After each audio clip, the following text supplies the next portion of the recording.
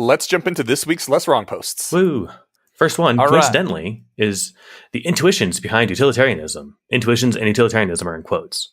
No. Isn't the first one circular altruism? Yes. Did I get them reversed? You're right. My tab thing opened them in the other order.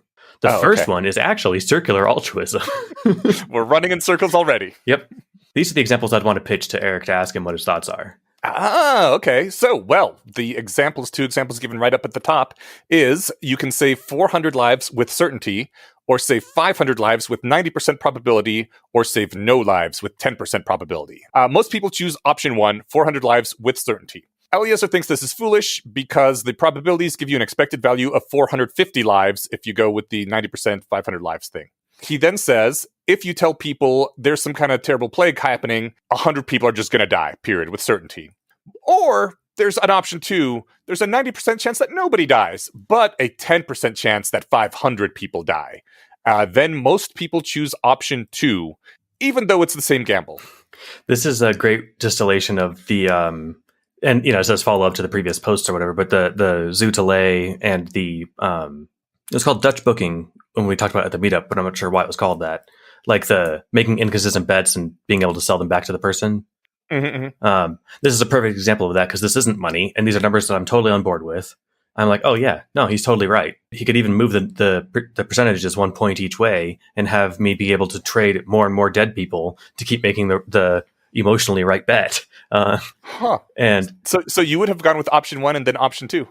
I think I would have until I thought about it. Okay. But what I'm saying is that if I had fallen for the Dutch booking, I would have done the same thing here.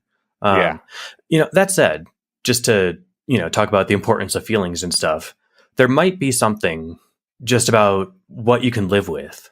Yeah. I saved these 400 people, but if you did hit that 10% and lost the 500, you might you'd be like, they're dead because of me. I could have saved 80% of those people.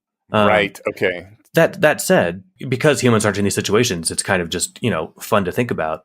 If I ever was somehow, I would like to think that hopefully I could sleep at night saying, I made the right probabilistic choice. I almost saved 500 people. I don't think you could. I personally find that a really interesting thing in fiction when I run across it, and less interesting in real life because I don't want to think about real people having these issues. But there are times when people will make the probabilistically correct choice and just the odds break against them, and then they do not have, usually as portrayed in the fiction and from what I hear in real life, they do not have the ability to say, well, I made the correct choice and feel good about it at night. They torture themselves with it for the rest of the novel until they have their big character arc at the end or whatever. And I don't know how many years in real life. And that really sucks. Yeah, I think you're probably right. Just with human psychology, it's fun because it's easier to do with money. Every year I waste money on insurance because I never use it. But it's still, it's such a small amount and it could save me a fortune. So yeah, I have fire insurance or something, even though I've never seen a house fire. Oh wait, yes I have. But I've never been in one. That was mine. It's the kind of thing where, it's easy to sleep with that kind of loss every night when it's just money. Yeah. But yeah, when it's dead people, I think that's a whole other thing. And that's an important thing about being a person. I wouldn't want to sacrifice that. I think this is one of the reasons that societies do valorize their military dead, because when you send your son or your lover or your brother off to war, you're doing the right thing for society, assuming, of course, it's a just war and et cetera, all that. But if you truly believe in the cause, this is the right thing to do. And if your loved one comes back, you're like, oh, thank God, everything worked out. If they don't, like if you were the dad who said to his son, you should go fight in this war because it is for the good of the country, and then your son is dead, like the rest of your life, you just have to think, I did the correct thing. If everybody had said, no, son, you should stay home because I want you to live.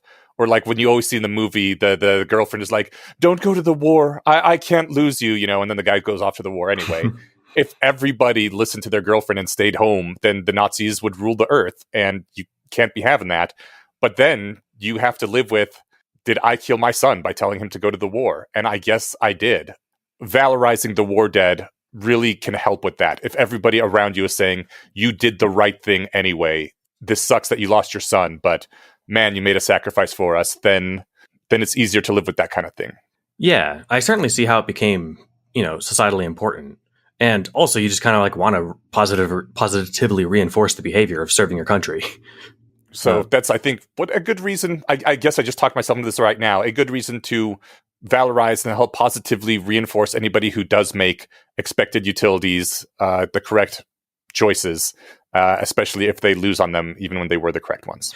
Well, like consider the second choice here. If you were presented with the second one, and you get to press a button where 100 people die, or not press a button, whatever, close the emergency gates before the monsters came in or something, left 100 people outside, or leave them open in time for everyone to run in and maybe the monster gets in too. Most people choose option 2. Which of those options keeps you up at night? With which outcome, right? Like, do you sleep great closing the door early, knowing that, you condemned some people to die, but you saved the rest? I mean, you do not sleep great. And I think that's one of the interesting things about the question. Either everyone gets in and the doors close and you're a hero, or the monster get in and you die, so you don't have to worry about not sleeping because you're dead. You're on the second level of this facility behind an impenetrable glass wall. You just get to watch the outcome. Shit, I don't make sure there's a suicide weapon nearby. Right. If this goes sideways, I'm pulling my brains out. There'll be 501 dead if they don't all make it. Yeah, not much consolation for the families of those other 500 people, though. No, this actually puts your ethics to the test. And well, I say actually, but it doesn't, because this is an absurd hypothetical, right? Which is part of the fun of it. Like there aren't actual stakes here. We don't really live in these situations. What we do, and this is another thing I should have mentioned about that came up Econ Talk episode, they must use the word certainty 10 times. That's why they don't give to real charities, because they're like, oh, well, I don't know where the money's being spent. Oh, you do know how your local opera house is spending it, though? Give me a break. I do. It's mostly cocaine and caviar. Right? But you don't need certainty. You need a good probability. All right, how much would you then like, I just wish I could have just interjected in their conversation, be like, all right, how much would you want to give for a probability of saving a kid? And what would that probability have to be for it to be like sufficient to satisfy you? Certainly there's got to be some number. $5 for the probability of saving 100 for a 90% chance of saving 100 kids. Is that enough? Like, anyway, we're not talking about that anymore. I can stop being mad. Let's talk about this. When you said, could I live with myself if the dice broke against me, it brought it back to your feelings about the matter, right? And the next line that I pulled out of this is Eliezer saying, you know what? This isn't about your feelings. A human life with all its joys and all its pains, adding up over the course of decades, is worth far more than your brain's feelings of comfort or discomfort with a plan. Which I thought was an amazing way to just cut through everything and get right to what actually matters here. And then he says, does computing the expected utility feel too cold-blooded for your tastes? Well, that feeling isn't even a feather in the scales when a life is at stake. Just shut up and multiply. Which, in addition to being a very emotionally compelling argument that I love and quoted for that reason, Hole actually quoted that exact line in his post. It isn't even a feather on the scales, just shut up and multiply. And he acted like doing that was the wrong thing. Yep. Again, if you're comparing hiccups and girls eaten by sharks, fine. But then again, pick a harder target. Pick this one. Then what? That's exactly my gripe with it. Don't knock down the easy case and pretend like you won. And maybe the easy case isn't as easy as you're making it out to be, but even if. Yeah, he has a quick summary that when you trade sacred values against unsacred values, subjects will express great indignation, which I believe was basically the entire post that we read earlier. Yeah, well, taboo trade-offs. People hate the idea of having to, weigh money against lives. But it's like, guess what? That's some people's jobs. In fact, I think you pulled a note about weighing money against lives. Yeah, it opens with... or he says, my favorite anecdote along these lines, though my books are packed at the moment, so no citation for now. I think it's funny because I think he used that excuse before. It might be the same move, actually. Ago. Yeah, for him, it was like a day or two. You're right. This is probably the same week that he was moving. Yeah, the team of researchers who evaluated the effectiveness of a certain project, calculating the cost per life saved, and recommended to the government that the project be implemented because it was cost effective. The governmental agency rejected the report because, they said, you couldn't put a dollar value on a human life. After rejecting the report, the agency decided not to implement the measure. Jesus. And, with no details on that, I can just, fill in random blanks, but it's totally not hard to imagine, right? You can't put a dollar value on human lives. That's why we're not going to spend any dollars to save human lives. That's gross of you to even imply. Uh, You can't quantify it, so we're just not going. We're not even going to pretend to try. but let's get to the actual numbers of the situation here. Yeah. If we're talking about hiccups versus sharks, Eliezer calls back to his torture versus suspects post, and how many people were incensed in the same way that Hole was incensed. He says, all right.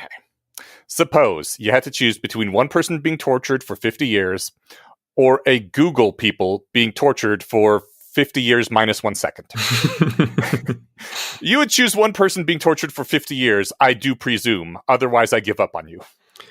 What's fun is my mental model of both Russ Roberts and Eric Hole are, they would reply, like, I reject your question. I think that's repugnant of you to ask, because there's no other answer to give other than, you're right, we should shut up and multiply.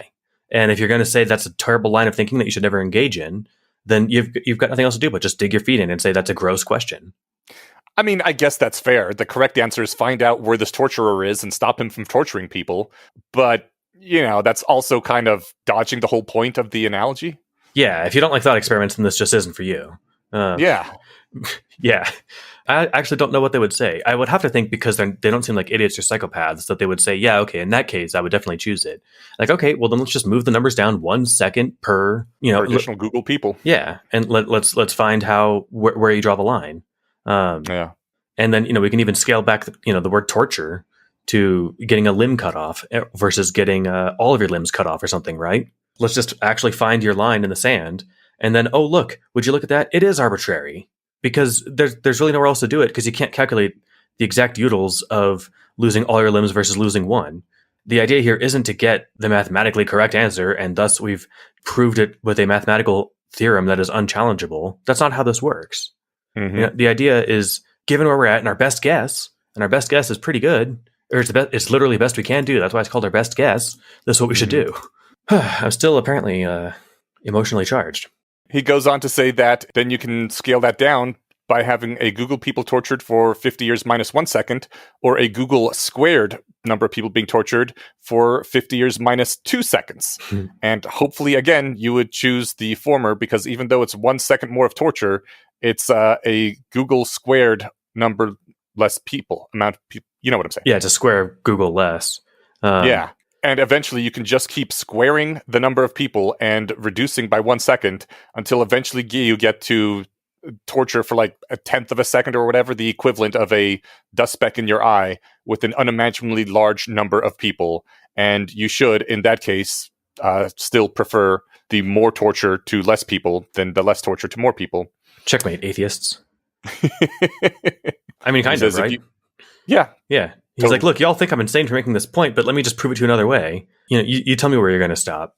There is nowhere else. I mean, I think the primary problem is people can't imagine numbers that large.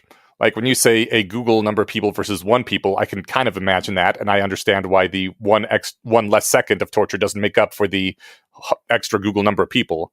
And even Google squared, I can think about it enough to like realize why the 2 seconds less torture isn't enough to make up for that many more people. But eventually you get to numbers so big where I'm just like, my brain stopped, and sorry, brain. My brain stops being able to do anything like the appropriate math in the hundreds. I mean, okay. I can read a Google.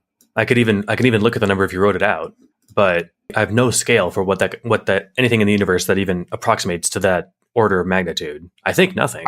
I personally cannot comprehend a number of people so large that I would prefer 50 years of torture for one person over 1/10 of a second for any number of people, just because I can't imagine that large a number. I'm sorry, Eliezer. Well, my brain is not up to the task. I don't think his might be, because he's got a super hard brain, but then there's a Brooklyn Nine-Nine joke about that. I don't think he can actually emotionally compute that, right? Because he's got a regular human meat brain, but what he can do is understand the basic math involved and be like, look, numbers. Yeah, trust the numbers. Right. Shut up and multiply. Yeah, it doesn't matter that you can like actually emotionally register the proper heaviness of the suffering. That's not the goal here. The goal is just you don't need to actually engage with the numbers emotionally. You need to engage with them intellectually and make the right call. Yeah, that's because I'm not a chimp. Oh yeah, chimpanzees feel, but they don't multiply. Should you be sad that you have the opportunity to do better? You cannot attain your full potential if you regard your gift as a burden. Hell yeah. Oh, and also just before this, he said, altruism isn't the warm, fuzzy feeling you get from being altruistic. If you're doing it for the spiritual benefit, that is nothing but selfishness. The primary thing is to help others, whatever that means. The other way might feel better inside you, but it wouldn't work. So, yeah, the reason effective altruism is because it actually cares about helping others rather than feeling better. It's actually altruistic rather than selfish. Eric Hole. I hope we're not mispronouncing his name. I think that's how Russ said it. Okay, cool. This is the thing with Kantian deontology. You're supposed to do stuff out of respect for your duty, or basically out of an understanding of your duty as a rational agent, and that it's your duty to give to a charity. But if you're not supposed to feel good doing it, and if you do, that kind of like taints the duty aspect of it. See, I think that's bullshit. Fuck Kant. It's nice when you feel good doing good things. That's actually, and I think that was one of the things on the EA forum replies too. But that was one of my kickbacks to Eric's whole post is like any ethic reduced to the absurd is absurd. The Kantian deontologist would be like, yes, right this way, and Frank's right here in the attic. You know, so that's actually an example he gives. Or not Kant, but this is an example in deontological essays. Kant is like famously inscrutably hard to read. Okay. That's the thing, is you're not supposed to lie no matter what. It's actually that stupid if you take it at its stupidest. There's a non-stupid version of deontology, but just like with everything, taken to the dumbest version, guess what? It's dumb. Okay. What are these intuitions behind utilitarianism? Next post, intuitions behind utilitarianism. Eliezer talks about like intuitions, and he says, I see the project of morality as a project of renormalizing intuitions.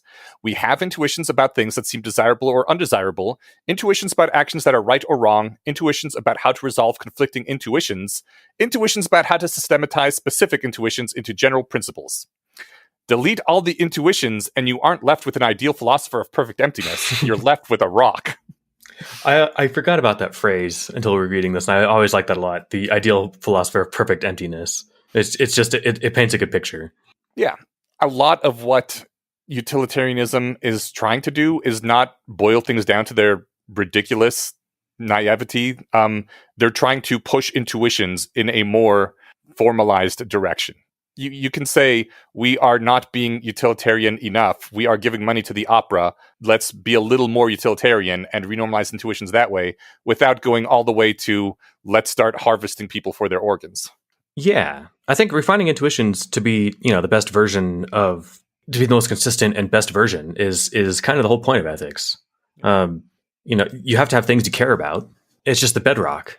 That is one of the things that Eric argues with some, with a little, I was a little more amenable to his argument that utilitarianism loses a lot of its teeth when you start being more complex and nuanced, that like, oh, it's not just flat numbers and pulling a lever, it's all these other considerations and how they affect the greater society and so forth. And I mean, yeah, sure, it does, in fact, lose some of its emotional power once you start being more complex and actually applying it to the real world. Part of the power is just, what's more important, your shoes or this girl's life? But when we're at this far extreme where people are giving money to opera houses rather than saving lives, you don't need to get into the really detailed, nuanced, complicated theory of why if various virtues and desires are pushed out to the rest of society, they will have greater net effects on everyone's life. You can just simply say, this is stupid from the very basic naive utilitarianism even. Don't do that. And it's obvious to any kindergartner because we're just so far on the side away from utilitarianism. We don't need to get into all this other stuff. And he says, yeah, well, if you extrapolate that out all the way, then you get terrible effects. And we're like, yeah, that's true. We don't extrapolate it out all the way. We just want to use the basic naive stuff to push us even slightly away from the retarded place we are in right now. Yeah. I haven't encountered, like, maybe it's because I don't read enough, poorly written essays, but I haven't seen, like, a reducto engaged with that much length and enthusiasm in a long time. Yeah, the dumbest version of this is dumb. Wouldn't you know it? Again, great tweet. But it doesn't need to be an essay. Yeah. Anyway. Conversely, if you keep your intuitions and refuse to build upon the reflective ones, then you aren't left with an ideal philosopher of perfect spontaneity and genius. You're left with a grunting cave person running in circles. So what are we to do? He ponders that a little bit. He's replying to someone in a previous comment in this, it sounds like. He says the other person unfortunately doesn't say what utilitarianism is. So he says, does utilitarianism say these 7 things? And gives a list of 7 things. One of them I pulled out, number 3, the probabilities of consequences should normatively be discounted by their probability. So a 50% probability of something bad should weigh exactly half as much in our trade-offs. He's like, is that one of the principles of utilitarianism? Maybe. He said that he agreed with that one specifically, which is why I pulled it out. But it's not just that someone presented me with a list of statements like the above, and I decided which one sounded intuitive, in quotes. Among other things, if you try to violate utilitarianism, you run into paradoxes, contradictions, circular preferences, and other things that aren't symptoms of moral wrongness, so much as moral incoherence. So one of the things he seems to be saying about utilitarianism here is that a lot of the value of it isn't like things that are morally right or morally wrong. It's just being coherent over time and among your preferences. I think that he's exactly right. And this is why I'm sympathetic to a consequentialist-based ethics. Like, again, the deontologist has moral incoherence in that, you should never hurt people because it's violating their sanctity is not the word they'd use, but their importance as a rational agent. But, by all means, tell the Nazis where Anne Frank is, because you can't lie either. Like, if your whole ethics is based around like rights, it's like, all right, well, my right to drive on the wrong side of the road, you can't infringe on my freedom. That also gets stupid really fast. Even if you follow utilitarianism all the way to repugnancy, at least it's consistent. You don't even have to go all the way to the bottom to the repugnant parts. We're at least not just chasing our tails here. Yeah, he says, I've drawn a conceptual separation between questions of type, where should we go, and questions of type, how should we get there? Our intuitions about where to go are arguable enough, but our intuitions about how to get there are frankly messed up. I like it. Yeah, I mean, we're not optimized for the world we live in. Giving to effective charities, I mean, I suppose it feels good if I knew what feeling good felt like. But like, it doesn't feel like helping a stranger in need when you see it. You can go and bask in the glow of that for a while, but just having, an auto draft out of your account every month, at least I don't feel anything. Yeah. I forget about it until it comes up. We're not morally calibrated to be attentive to the importance of people that aren't near us. Yeah. But like what, their proximity makes them matter less? That seems incoherent and insane. So no, our intuitions are just wrong there. I pulled this out because it was really cute. The worst case of scope insensitivity I've ever heard of was described here by Slovak. He quotes a thing about people donated more to Slovic, about people donated more to save one child than to save 8.